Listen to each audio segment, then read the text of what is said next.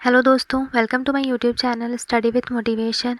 आज की वीडियो में हम सूचना सहायक के स्क्रूटनी फॉर्म को फिल करने के बारे में डिटेल से देखेंगे। सूचना सहायक के स्क्रूटनी फॉर्म 17 अक्टूबर से 23 अक्टूबर तक फिल हो रहे हैं और ये स्क्रूटनी फॉर्म आपको ऑनलाइन ही फिल करना है।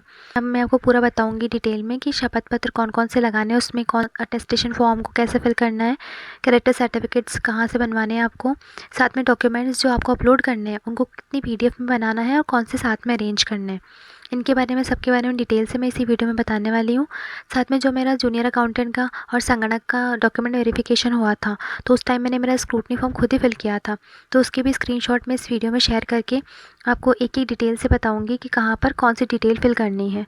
तो लास्ट तक इस वीडियो को देखना। आपको मेरा वीडियो अच्छा लगता है तो उसको लाइक करना, मेरे चैनल को सब्सक्राइब कर लेना, क्योंकि आगे भी इससे रिलेटेड जो वीडियोज़ मैं अपलोड करूँगी आपको वो भी इसी चैनल पर मिल जाएंगे। सबसे पहले देख लेते हैं कौन कौन से शपथ पत्र यानी एफिडेविट आपको लगाने पड़ेंगे। तो जो आपका स्क्रूटनी फॉर्म फिल होगा उसके अंदर डॉक्यूमेंट अपलोड वाला सेक्शन होगा, जहाँ पर आपको कुछ शपथ पत्र अपलोड करने हैं। इनमें कूट रचित प्रमाण पत्र, आपके जो डॉक्यूमेंट्स हैं वो कूट रचित नहीं है, बनावटी नहीं है, फर्जी नहीं है, यानी फॉर्ज्ड डॉक्यूमेंट नहीं होने का आपको एक एफिडेविट लगाना पड़ेगा। ये एफिडेविट सबको ही लगाना है, तो इसलिए ये एफिडेविट आपको RSMSSB की जो साइट है उस पर कैंडिडेट कॉर्नर वाले ऑप्शन के अंदर आपको ये एफिडेविट मिल जाएगा। तो वहाँ से आपको ये डाउनलोड कर लेना और ये जो मैटर है उसको स्टाम्प पर प्रिंट करवा के उसको नोटरी करवाना है। स्टाम्प आप मिनिमम 10 रुपये का भी ले सकते हो, लेकिन आता नहीं है, मिनिमम 50 रुपये का ही मिलेगा कहीं पर भी स्टाम्प। तो उस स्टाम्प के ऊपर इस मैटर को लिखवा के और उसे नोटरी करवा लेना। सेकंड है संतान का शपथ पत्र। ये संतान संबंधी जो शपथ पत्र है, अगर आप विवाहित हैं तो आपको इसका एक डिटेल शपथ पत्र देना पड़ेगा कि आपके विवाह के 2002 से पहले कितनी संतान थी और 2002 के बाद में अभी आपकी कितनी संतान है। अगर आपकी कोई संतान नहीं है तो ये सब आपको लिख कर कि भविष्य में मेरे 2 से ज़्यादा संतान नहीं होगी, इसका एक शपथ पत्र देना पड़ेगा। अगर आप अविवाहित हैं तो भी आपको संतान संबंधी शपथ पत्र लगाना है। उसमें आपको ये लिखना पड़ेगा कि मैं वर्तमान में अविवाहित हूँ और भविष्य में मेरे 2 से अधिक संतान नहीं होगी। अब यहाँ पर तो केवल संतान ही लिखा हुआ है जो नोटिफिकेशन आया है, लेकिन जब आप स्क्रूटनी फॉर्म फिल करोगे, जैसे कि मैं संगणक के बारे में बता रही हूँ कि संगणक का जब मेरा स्क्रूटनी फॉर्म फिल किया था तो वहाँ दहेज धूम्रपान अपलोड करने वाला सेक्शन भी आया था। इस अकॉर्डिंग तो आपको दहेज धूम्रपान का अगर IA में भी आता है तो आपको वो शपथ पत्र भी वहाँ पर अपलोड करना पड़ेगा। तो इसलिए आप अगर अविवाहित हैं तो अविवाहित प्रमाण पत्र, संतान संबंधी बात उसी में लिखवा लेना, और दहेज धूम्रपान ये एक में ही भी बनवा सकते हो, और अगर आप चाहो तो इनको अलग अलग बनवा लेना।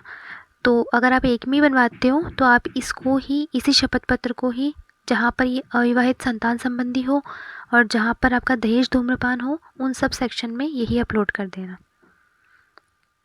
अब थर्ड है जाति का शपथ पत्र। अगर आप SC और ST कैटेगरी से हैं तो आपको बस अपना कास्ट सर्टिफिकेट अपलोड करना है, आपको कोई भी शपथ पत्र नहीं लगाना, क्योंकि SC ST सर्टिफिकेट की कोई वैलिडिटी नहीं होती, वो अनलिमिटेड वैलिड होता है। आपको बस अपना कास्ट सर्टिफिकेट अपलोड करना है। अगर आप OBC, MBC और EWS से हैं तो आपका जो कास्ट सर्टिफिकेट है वो 3 साल तक वैलिड होता है। इसलिए अगर आपका कास्ट सर्टिफिकेट एप्लीकेशन फॉर्म की लास्ट डेट जो थी, जैसे 25 फरवरी सूचना सहायक के एप्लीकेशन फॉर्म की लास्ट डेट थी, तो अगर आपका कास्ट सर्टिफिकेट 25 फरवरी 2023 से लेकर 25 फरवरी 2022 तक के बीच का है तो आपको कोई भी तरीके का एफिडेविट नहीं लगाना, केवल आपको कास्ट सर्टिफिकेट अपलोड करना है। अगर आपका OBC, MBC या EWS का कास्ट सर्टिफिकेट 25 फरवरी 2022 से भी ज़्यादा पुराना है तो आपको एक एफिडेविट लगाना पड़ेगा। और अगर 25 फरवरी 2023 से बाद का है, यानी आपने नया बनाया है एप्लीकेशन फॉर्म भरने के बाद का, तो भी आपको एफिडेविट लगाना पड़ेगा। जाति का शपथ पत्र है, ये आपको RSMSSB की साइट पर कैंडिडेट कॉर्नर पर मिल जाएगा। उसको आपको स्टाम्प पर लिखवा के उसको नोटरी करवाना है। तो इस तरीके से ये सारे आपको शपथ पत्र आपके स्क्रूटनी फॉर्म में अपलोड करने होंगे। इसके बाद एक अटेस्टेशन फॉर्म अपलोड करने का कॉलम भी आएगा, जहाँ पर आप कैसे फिल करोगे। इसके लिए आपको अटेस्टेशन फॉर्म की हार्ड कॉपी निकालनी है, प्रिंट आउट निकालना है, उसे पेन से फिल करना है, ब्लॉक लेटर्स में फिल करना होगा, और फिल करने के बाद उसे गजेटेड से साइन करवाने हैं। उसमें एक गजेटेड ऑफिसर के वहाँ पर सील साइन लगवाने हैं, और उसके बाद उसको आपको स्कैन करके अपलोड करना है। ये अटेस्टेशन फॉर्म आपको कैसे फिल करना है, इसमें कौन सी जगह पर क्या डिटेल्स डालनी है, इसके बारे में एक डिटेल से वीडियो मैंने इसी चैनल पर बना के अपलोड कर रखा है। आप वहाँ से देखकर अटेस्टेशन फॉर्म को फिल कर लेना। यह अटेस्टेशन फॉर्म फिल करने का वीडियो आपको मेरे इसी चैनल पर मिल जाएगा, तो देख के आप फिल कर लेना, फिर उसको स्कैन करके अपलोड करना है। तो यहाँ पर 12 नंबर में तो आपको जाति संबंधी शपथ पत्र अपलोड करना है और 14 में कूट रचित प्रमाण पत्र नहीं होने वाला शपथ पत्र अपलोड करना है। अब ये हस्तलिपि क्या है, तो ये भी वेबसाइट पे कैंडिडेट कॉर्नर पर एक फॉर्मेट दे रखा है। आपको उस पूरे पेज को निकलवाना है और उसमें जहाँ पर ब्लैंक दे रखा है वहाँ पे अपनी हैंड राइटिंग में उसको फिल करना है और अपने सिग्नेचर करके उसको स्कैन करके अपलोड करना है। इसको आपको स्टाम्प पे, नोटरी पे नहीं लिखवाना, उसको पेपर में ही फिल करके और फिर वापस अपलोड करना है। अब इसमें जो चरित्र प्रमाण पत्र लिखे हुए हैं, ये चरित्र प्रमाण पत्र आपको यहाँ तो देखो नोटिफिकेशन में केवल 2 राजपत्रित अधिकारियों से सत्यापित वाले ही लिखे हुए हैं, तो आपको 2 शपथ पत्र 2 कैरेक्टर सर्टिफिकेट लेके आना है जो किसी स्टेशनरी से आपको मिल जाएंगे। और वो चरित्र प्रमाण पत्र में आपको आपकी डिटेल्स फिल करनी है, गजेटेड से साइन करवाने हैं, 2 अलग अलग गजेटेड ऑफिसर से साइन करवाना, और वो आपको यहाँ पर स्कैन करके अपलोड करने होंगे। अब यहाँ पर लिखा नहीं है कि कॉलेज वाला कैरेक्टर सर्टिफिकेट चाहिए, लेकिन जो जूनियर अकाउंटेंट और संगणक का ऑफलाइन डीवी हुआ था तब भी कॉलेज वाला भी कैरेक्टर सर्टिफिकेट मांगा गया था। और आपके स्क्रूटनी फॉर्म में भी एक ऑप्शन आएगा जिसमें आपको अंतिम शैक्षणिक संस्थान का चरित्र प्रमाण पत्र अपलोड करना पड़ेगा। तो उसके लिए आप अपने लास्ट जहाँ से भी आपने एजुकेशन की हो वहाँ से कॉलेज से जाके लेके आ जाना। अगर आपके पास पड़ा होगा, कितना भी पुराना चल जाएगा वो, तो उसको आप अपलोड कर देना। और अगर फिर यहाँ आपके इनकम सर्टिफिकेट के बारे में कुछ भी नहीं लिखा है, लेकिन जब आप स्क्रूटनी फॉर्म फिल करोगे तो वहाँ पर इनकम सर्टिफिकेट वाला भी कॉलम आएगा। तो अगर आपकी 2.5 लाख से कम इनकम है और आपके पास में इनकम सर्टिफिकेट है 2.5 लाख से कम इनकम का, तो आप अपलोड कर देना। अगर आपके पास में अभी आप बनवा सकते हो तो बनवा के अपलोड कर देना, और अगर आप अभी अपलोड नहीं भी कर पाते हो तो कोई कंपलसरी नहीं है ये।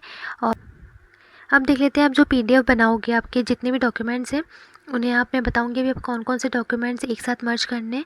तो उनकी जो PDF बनवाओगे उसके अंदर आपको साइज़ रखना है 500 KB से लेकर 2 MB तक। अब ये नोटिफिकेशन में तो यही लिखा है कि 500 KB से 2 MB तक का साइज़ आप रख सकते हो, लेकिन जब आप अपलोड करोगे, जैसे हमारे लिखा हुआ था 500 KB से लेकर 1 MB तक का साइज़ रख सकते हैं, लेकिन फिर भी अपलोड करते टाइम 900 KB से ज़्यादा वाला डॉक्यूमेंट्स अपलोड नहीं हो रहे थे। तो ऐसे अगर किसी ने सूचना सहायक का फॉर्म अभी स्क्रूटनी में अपलोड किए हो डॉक्यूमेंट्स, तो एक बार वो कमेंट कर देना कि कितना साइज़ तक ले रहा है, क्योंकि ये साइट पर डिपेंड करता है कि वो कितने साइज़ को एक्सेप्ट। साथ में जितने भी आप डॉक्यूमेंट्स अपलोड करोगे वो सब आप फ़ोन से फ़ोटो खींच के अपलोड करने की कोशिश मत करना। किसी ई-मित्र पर जाके सारे के सारे डॉक्यूमेंट्स आपके स्कैन करवा लेना, उनकी PDF बनवा लेना। उसके बाद में भले आप खुद फॉर्म भरो, लेकिन आप ई-मित्र से स्कैन करवा के फिर आपके डॉक्यूमेंट्स को एक PDF में मर्ज करवा लेना। जो सिंगल डॉक्यूमेंट है उनको तो आप एक एक में ही ले सकते हो, जैसे 10th की मार्कशीट, 12th की मार्कशीट, वो तो सिंगल डॉक्यूमेंट ही है। और जैसे आपकी जो भी ग्रेजुएशन की मार्कशीट होगी, आपकी डिग्री होगी, ग्रेजुएशन की मार्कशीट्स को सबको एक PDF में डालना है, डिग्री को अलग PDF में डालना है, क्योंकि वो अलग अपलोड होगी। ऐसे ही अगर आपने मास्टर्स कर रखी है तो उन सारी मास्टर्स के जितने सेमेस्टर होते हैं और जितनी भी ईयर की मार्कशीट्स होते हैं, अगर आपकी कोई सप्लीमेंट्री आई है तो उनको भी उसी के बाद लगा देना, और उन सबको एक ही PDF में आपको मर्ज करना है। जैसे आपके 2 राजपत्रित अधिकारी वाले जो कैरेक्टर सर्टिफिकेट है, उन दोनों को भी आप एक जगह पर ही डाल देना। इसके बारे में मैं आगे जो स्क्रूटनी का वीडियो बना रही हूँ उसके अंदर मैं आपको डिटेल से और बता दूँगी कि कौन सी जगह पर कौन से वाले डॉक्यूमेंट्स आपको अपलोड करने हैं। अब देख लेते हैं आपको स्क्रूटनी फॉर्म फिल कैसे करना है। सबसे पहले आप अपनी SSO को लॉगिन करोगे, वहाँ पर जो ये माय रिक्रूटमेंट लिखा हुआ होता है यहाँ ऊपर, उस पर आप क्लिक करोगे। इसके बाद यहाँ पर 3-4 ऑप्शंस आएंगे, उसमें यहाँ लिखा हुआ होगा डिटेल्ड स्क्रूटनी फॉर्म, उस पर आप टिक करोगे तो आपको आपका सूचना सहायक का यानी इन्फॉर्मेटिव असिस्टेंट का स्क्रूटनी फॉर्म मिल जाएगा। उस पर क्लिक करके आप जब उसको ओपन करोगे तो जो ये स्क्रीन है आपकी ये ओपन हो जाएगी। इसमें हमारे स्टेप में आप जब पहला स्टेप फिल करोगे तो ही आप नेक्स्ट स्टेप में जा सकते हो, और आप अपना स्क्रूटनी फॉर्म फाइनल सबमिट करने से पहले बैक जाके चेक भी कर सकते हो। और अगर आप इस साइट से ही बाहर आ जाते हो, जैसे अपनी SSO लॉग आउट कर दी, तो जब आप वापस से अगर आप आगे वाले स्टेप में पहुंच चुके हो तो ये स्टेप्स की डिटेल सेव होती जाएगी, और अगर आपको उनमें कोई प्रॉब्लम लगती है तो आप पीछे जाके वापस करेक्शन भी कर सकते हो। इसलिए फ़ाइनल सबमिट करने से पहले ठीक से अपने स्क्रूटनी फॉर्म को चेक कर लेना। मैं बता देती हूँ सारे स्टेप में आपको क्या क्या फिल करना है। सबसे पहले जो ये स्टेप खुलेगा जिसमें बेसिक डिटेल्स आपको अपलोड करनी है। इसमें यहाँ पर आपका कुछ डिटेल्स पहले से फिल आएगी, जैसे आपका रोल नंबर, आपका आवेदन क्रमांक, यहाँ मेरिट में कुछ लिखा नहीं आएगा अभी के लिए, विज्ञापन संख्या, आपका नाम, पिताजी का नाम, माताजी का नाम, ये सब पहले से फिल आएगा। और आपकी कैटेगरी भी जो आपने पहले अपलोड कर दी थी एप्लीकेशन फॉर्म भरते टाइम, वही कैटेगरी यहाँ पर शो होगी। कुछ डिटेल्स आपको यहाँ पर फिल करनी होगी, जैसे यहाँ पर ये पद कोड यानी क्रम संख्या, इसमें आपको क्या फिल करना है, तो ये आप खाली छोड़ सकते हो, इसमें आपको कुछ भी फिल करने की ज़रूरत नहीं है। अब यहाँ पर जो आपको नेम अपलोड कर, नेम इंग्लिश में तो नेम यहाँ पर लिखा हुआ आएगा, लेकिन आपको हिंदी में भी नेम डालना पड़ेगा। तो हिंदी में नाम एंटर करने के लिए इस तरीके से स्क्रीन पर आपका कीबोर्ड ओपन हो जाएगा। इसमें आपको जो भी आपका नाम है या आपके पिताजी का या माताजी का नाम है वो आपको यहाँ पर हिंदी के अक्षर सेलेक्ट करके और टाइप कर देना है। अब प्रॉब्लम ये आएगी कि आधे अक्षर कैसे टाइप करें। जैसे किसी के नाम में कोई आधा अक्षर है, तो आधा अक्षर लिखने के लिए आप क्या करोगे, आप उस शब्द को, उस अक्षर को पहले सिलेक्ट करोगे। जैसे कि आपने यहाँ पर आधा आपको ब लिखना है, तो आधा ब लिखने के लिए सबसे पहले आप ब सिलेक्ट करोगे, उसके बाद इस पर हलंत लगा दोगे, हलंत को सिलेक्ट करोगे और हलंत को सिलेक्ट करने से ये ब आधा आएगा आपके, जब आप नाम टाइप कर दोगे उसमें आधा ब लिखा हुआ आएगा। इस तरीके से आपको आपका जो नाम है वो हिंदी में टाइप कर देना है इसी कीबोर्ड से, और यहाँ पर एक्सेप्ट पर टिक कर देना है, तो आपका जो नाम है वो हिंदी में टाइप हो जाएगा। इसके बाद में माता का नाम, आवेदक की जन्म तिथि, ये लिखा हुआ ही आएगा पहले से, आपकी आयु जो यहाँ पे वो भी लिखी हुई आएगी, आपकी कैटेगरी लिखी हुई आएगी, और आप विवाहित है या अविवाहित, ये सब डिटेल्स आपकी पहले से फिल्ड आएगी। यहाँ पर अगर आपका विवाह हो रखा है तो यहाँ पंजीयन अधिकारी का नाम, आपको जो भी आपका मैरिज सर्टिफिकेट इशू हुआ था उसमें से आप देख के लिख सकते हो, विवाह की तिथि, ये सब आप यहाँ पर लिख दोगे। और जो अनमैरिड है उसके लिए ये सब ऑप्शंस ऑटोमेटिकली ऑफ आ जाएंगे। इसके बाद आप अनुसूचित क्षेत्र से हो तो यहाँ पर हाँ आएगा, नहीं हो तो वो भी नहीं आएगा, पहले से सिलेक्ट होगा, आप उसमें चेंज नहीं कर सकते हो। संतान का विवरण अगर है तो आप यहाँ पर दे सकते हो, और अगर अनमैरिड हो तो ये सब चीज़ें आपको फिल नहीं करनी है। फिर ये भूतपूर्व सैनिक, सेवारत कर्मचारी, ये सब आपके एप्लीकेशन फॉर्म से डिटेल्स फिल्ड आएगी। इसके बाद आपकी मूल निवास की डिटेल भी आपकी फिल आएगी। जन्म स्थान पर आप अपना जन्म स्थान का विवरण यहाँ पर दे सकते हो, अगर आपने जो दे रखा है आपको उसमें कुछ चेंजेस करने हैं तो आप यहाँ पर चेंज भी कर सकते हो। इसके बाद जो ये पत्र विभाग का पता लिखा है, यहाँ पर आप अपना करंट एड्रेस डाल सकते हो। अगर आपका एड्रेस चेंज हो गया हो तो वो एड्रेस आप यहाँ पर डाल देना, लेकिन अगर आपकी तहसील चेंज हो गई है या डिस्ट्रिक्ट चेंज हो गए थे तो इसके लिए आपको ज़्यादा टेंशन करने की ज़रूरत नहीं है। जो भी आपका एड्रेस अब हो आप वो यहाँ पर फिल कर देना। तो यहाँ आपका एड्रेस, गांव, ज़िला जो भी है वो आप डाल दोगे। इसके बाद स्थायी पता के अंदर भी आपको सारी डिटेल्स डाल देनी है। यहाँ पर ये आपको हिंदी में डालना होगा, तो जैसे आपने पहले नाम टाइप किया था वैसे ही स्क्रीन पर कीबोर्ड आएगा, जिससे आप यहाँ पर अपना एड्रेस भी टाइप कर सकते हो। लेकिन यहाँ जो डिस्ट्रिक्ट है वो सिलेक्ट करने का ऑप्शन इंग्लिश में ही आएगा, तो वो तो ऑटोमेटिकली आएगा, वो आपको वहीं से सिलेक्ट कर लेना है। इसके बाद यहाँ सेव एंड नेक्स्ट है, आप इस पर टिक कर देना तो आपका नेक्स्ट स्टेप आ जाएगा। सेकंड स्टेप है आपका क्वालिफ़िकेशन डिटेल्स का। यहाँ पर आपको अपनी जो भी एजुकेशनल क्वालिफ़िकेशन डिटेल है वो डालनी है। इसमें से 10th 12th और ग्रेजुएशन की डिटेल्स आपकी पहले से फिल आएगी। इसको जब आगे स्क्रॉल करोगे आप राइट साइड में, तो आपको यहाँ पर डॉक्यूमेंट अपलोड करने का कॉलम मिलेगा। वहाँ पर आपको 10th की, ये जो आपका स्टेप सेकंड है, इसमें आपको इस जगह पर इस कॉलम में जब आप आगे जाओगे ऐसे स्क्रॉल करके, तो आपको यहाँ पर आपकी मार्कशीट अपलोड करनी है, 10th की, 12th की भी और ग्रेजुएशन की भी यहाँ पे मार्कशीट्स अपलोड करनी है। अब आपके अगर 10th 12th की मार्कशीट और सर्टिफिकेट अलग अलग है तो यहाँ मार्कशीट अपलोड करना, नहीं तो आजकल जो मार्कशीट्स आती है वही सर्टिफिकेट होता है, तो वो यहाँ पर भी अपलोड करना है, और डिग्री वाली जगह पे वही अपलोड करना है। ग्रेजुएशन की मार्कशीट अपलोड करने के लिए अगर आपका ईयरली सिस्टम था तो आपको तीनों ईयर की मार्कशीट सीक्वेंस में लगानी है, first year, second year, third year, फिर अपलोड करनी है। और अगर आपका सेमेस्टर सिस्टम था तो आपको सारे सेमेस्टर्स की मार्कशीट लगानी है। अगर किसी में सप्लीमेंट्री आई थी तो उसी के साथ में अटैच कर देना, और सारी मार्कशीट्स यहाँ पर एक ही PDF में डाल के और अपलोड कर देना। इसके बाद अगर आपने मास्टर्स कर रखी हो तो यहाँ मास्टर्स की डिटेल्स डाल देना। तो ये स्क्रीनशॉट मेरे संगणक का है। अब आपके यहाँ पर सूचना सहायक वाले में शायद कंप्यूटर एप्लीकेशन की डिटेल्स आ रही होगी, तो वो डिटेल्स आपको यहाँ पर ऑलरेडी फिल होगी जो आपने एप्लीकेशन फॉर्म में फिल करी होगी। इस तरीके से आप स्क्रॉल करोगे तो आपको यहाँ पर आपके मार्क्स ऑब्टेन्ड है, जितने टोटल मार्क्स है वो भी लिखने होंगे। साथ में आपके परसेंटेज लिखी हुई आएगी। और कोर्स की ड्यूरेशन, क्योंकि 10th और 12th तो एक एक साल में हुई थी तो 12 मंथ डाल देना। और जो आपकी ग्रेजुएशन अगर 3 साल में हुई तो 36 मंथ, इस अकॉर्डिंग आप डाल देना आपकी कितने साल की थी ग्रेजुएशन। इसके बाद जो यहाँ पर जारी दिनांक लिखी हुई है, इसके अंदर आपका जिस दिन रिज़ल्ट आया था वो रिज़ल्ट की डेट आपकी मार्कशीट्स पर होगी, वो रिज़ल्ट की डेट यहाँ पर आप डाल सकते हो। इसके बाद यहाँ पर डॉक्यूमेंट अपलोड करना है लास्ट सेक्शन में, तो यहाँ पर आप अपनी PDF जो आपने बनाई थी आपके डॉक्यूमेंट की, वो यहाँ पर आप अपलोड कर दोगे। इसके बाद में ये इंटर्नशिप वाला आपको नहीं फिल करना है, रजिस्ट्रेशन विवरण ये सब इसमें कुछ भी फिल नहीं करना है। इसके बाद यहाँ पर सेव एंड नेक्स्ट का ऑप्शन आएगा, इस पर आप टिक कर दोगे तो आप नेक्स्ट वाले सेक्शन में पहुँच जाओगे। नेक्स्ट स्टेप जो है एक्सपीरियंस डिटेल का है। इस स्टेप के अंदर अगर आपका कोई भी एक्सपीरियंस नहीं है तो वो कुछ भी नहीं लिखना। अगर आपने कहीं पर जॉब कर रखी है तो उन जॉब के आप एक्सपीरियंस की डिटेल्स यहाँ पर फिल कर सकते हो। अगर आपको कोई जॉब एक्सपीरियंस नहीं है तो यहाँ पर आप कुछ भी फिल मत करना और इसके बाद वाले स्टेप पे आ जाना। इसके बाद जो यहाँ पर ये सेव एंड नेक्स्ट है, आप इस स्टेप पे सेव एंड नेक्स्ट पर टिक कर दोगे तो आप नेक्स्ट स्टेप पे आ जाओगे। नेक्स्ट स्टेप है आपका आइडेंटिफिकेशन एनक्लोजर का। इसमें आपको अपनी फ़ोटो अपलोड करनी है। ये फ़ोटो आपने जो एप्लीकेशन के टाइम पर अपलोड की थी वही अपलोड करना। अगर आपके पास किसी रीज़न से वो फ़ोटो नहीं हो तो ही आप नई अपलोड करना, नहीं तो आप पुरानी फ़ोटो ही आपकी अपलोड करना जो आपने एप्लीकेशन में दी थी।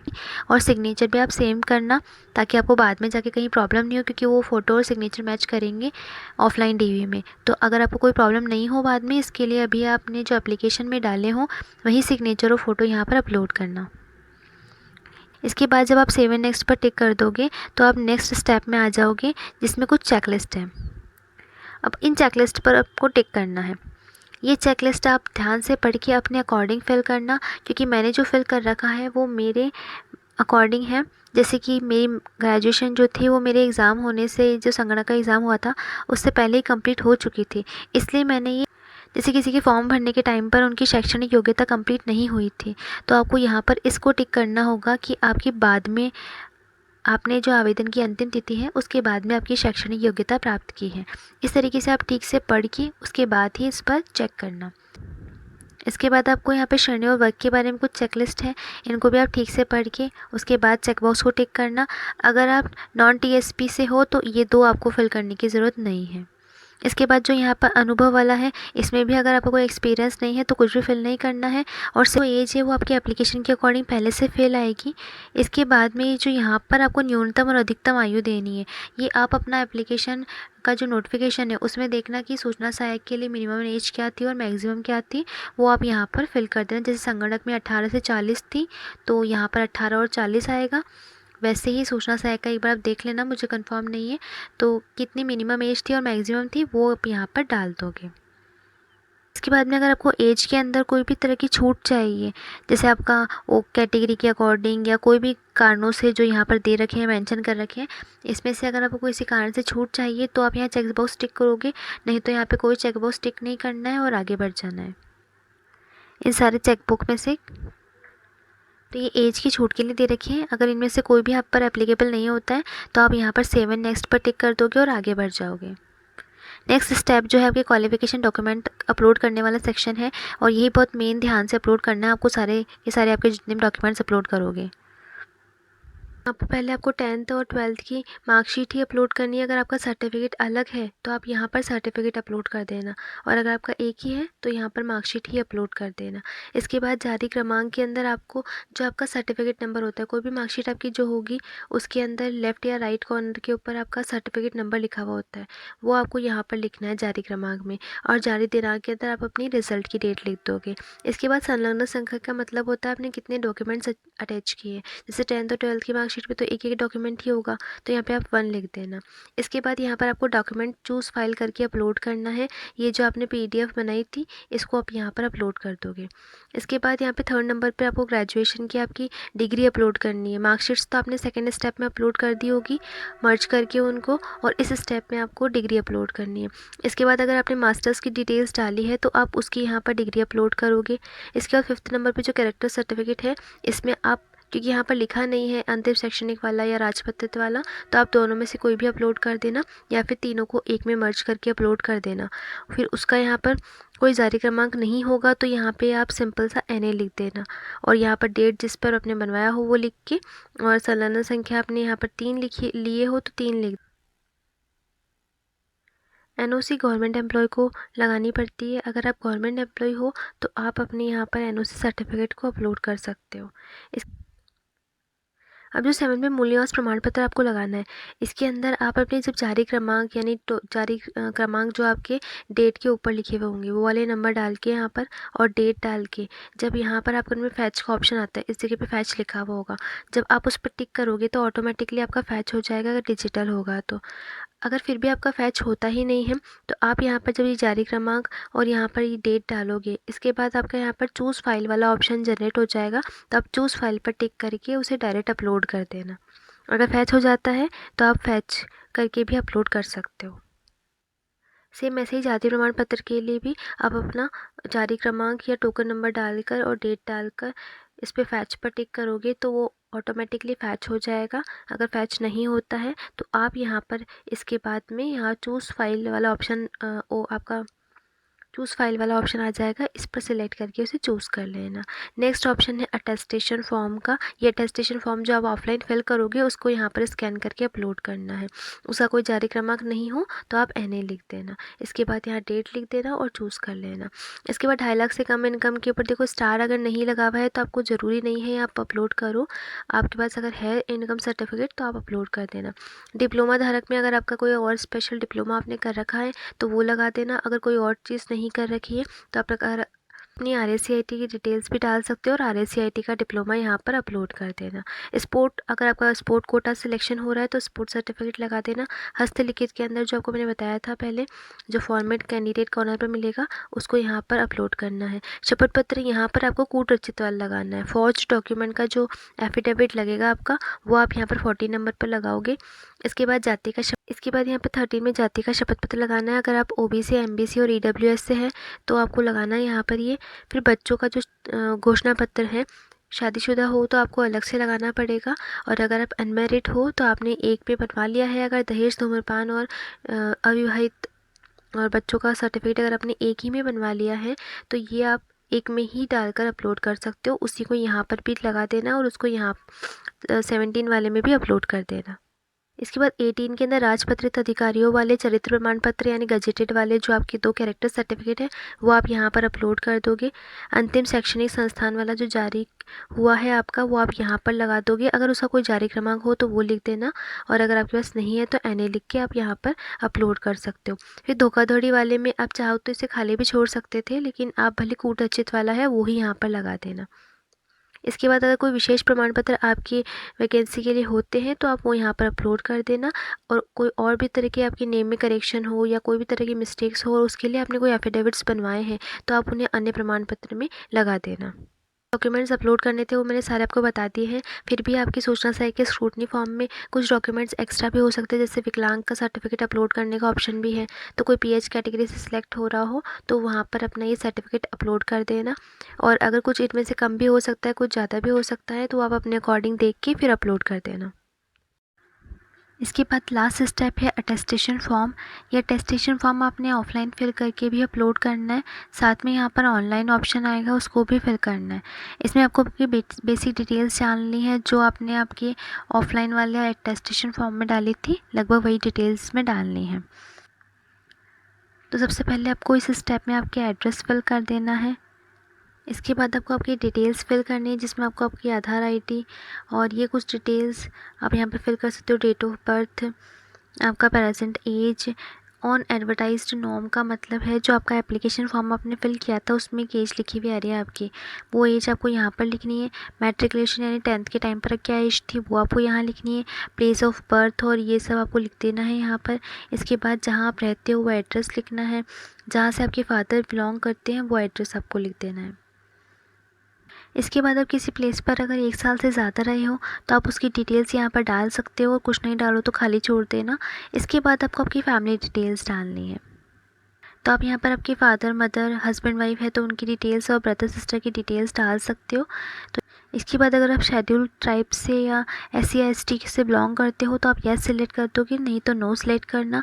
इसके बाद अपनी स्कूलिंग कहाँ से की है तो वो आपने जैसे अटेस्टेशन फॉर्म में डाली थी वही डिटेल्स आप यहाँ पर डाल देना। आपके यहाँ पर स्कूल के कॉलेज के नेम डाल देना जहाँ पर भी आप पढ़े हो, और उसके बाद में वहाँ की एंट्रिंग डेट कोई भी 1 जुलाई का कोई भी फर्स्ट वीक की डेट डाल देना। डेट ऑफ लिविंग में आपका जो लास्ट रिज़ल्ट वहाँ पर आया था उसकी डेट डाल देना। और इसके बाद अगर आप कहीं की गवर्नमेंट एम्प्लॉय हो तो आप वो डिटेल्स यहाँ पर डाल सकते हो। फिर कुछ सिलेक्ट करने का येस नो सिलेक्ट करने का ऑप्शन आएगा, ये आप अपने अकॉर्डिंग देख लेना। बाकी अगर आपने कोई भी केस वगैरह कुछ आप पर नहीं हुआ है तो आपको नो ही सिलेक्ट करना है यहाँ पर। बाकी आप फिर भी पढ़ के यहाँ पर से सिलेक्ट कर सकते हो। फिर लास्ट ये सारे ऑप्शंस आप सिलेक्ट करने के बाद में 2 पर्सन के नेम जो आपने ऑफलाइन अटेस्टेशन फिल करते टाइम डाले थे वही 2 नेम यहाँ पर भी डाल देना। इसके बाद जो यहाँ पर सेव एंड नेक्स्ट है इस पर टिक करने के बाद आपका फॉर्म फिल हो जाएगा और फिर वो प्रीव्यू पर चला जाएगा। आप अच्छे से अपने स्क्रूटनी फॉर्म को चेक कर लेना उसमें कोई मिस्टेक तो नहीं है। अगर कोई मिस्टेक है तो उसे बैक जाके आप करेक्शन कर सकते हो। अगर भी कोई भी मिस्टेक नहीं है तो आपको पे फीस पर टिक करना होगा और उसके बाद में एक पेमेंट का गेटवे जनरेट होगा जहां से आप नेट बैंकिंग या किसी भी और पेमेंट के मोड से पे कर सकते हो। आपकी जो यहाँ पर 110 रुपीज़ का अगर स्क्रूटनी का जो चार्ज है वो यहाँ पर कट जाएगा, और जब सक्सेसफुल हो जाएगा तो आपका फॉर्म अच्छे से फिल हो जाएगा और उसे आप PDF को सेव कर लेना। ये जो स्क्रूटनी फॉर्म का प्रिंट आउट है ये आपको ऑफलाइन DV के टाइम पर लेके जाना होगा। तो मैंने लगभग सारी डिटेल्स इस वीडियो में बता दी है। फिर भी आप एक बार मेरा संगठन का जो स्क्रूटनी फॉर्म फिल करने का वीडियो था वो आप देख लेना, उसमें और डिटेल से मैंने सब बताया हुआ है। तो ये वीडियो भी आप देख लेना एक बार, आपको कुछ और डाउट हो तो वो भी क्लियर हो जाएगा। तो स्क्रूटनी फॉर्म से रिलेटेड मैंने सारे डाउट्स जो है वो इस वीडियो में क्लियर कर दिए हैं। फिर भी कुछ डाउट्स रह जाते हैं तो आप कमेंट बॉक्स में कमेंट कर देना, मैं सबकी रिप्लाई कर दूंगी। मेरे जितने पुराने वीडियोस भी मैंने मेरे चैनल पे प्रोवाइड किए हैं उन सब में भी मैंने सारे कमेंट्स के रिप्लाई दिए हैं लगभग। तो इसलिए अगर आपका कोई डाउट हो तो आप कमेंट कर देना, मैं उनका रिप्लाई देने की भी कोशिश करूँगी। अगर आपको मेरा वीडियो अच्छा लगा हो तो उसको लाइक भी करना और चैनल को सब्सक्राइब करना और ज़्यादा से ज़्यादा लोगों तक इसको शेयर करना, ताकि इस वीडियो के थ्रू जिनको भी स्क्रूटनी फॉर्म में कोई फिल करने में प्रॉब्लम आ रही हो तो अपना फॉर्म खुद फिल कर सके। Thank you.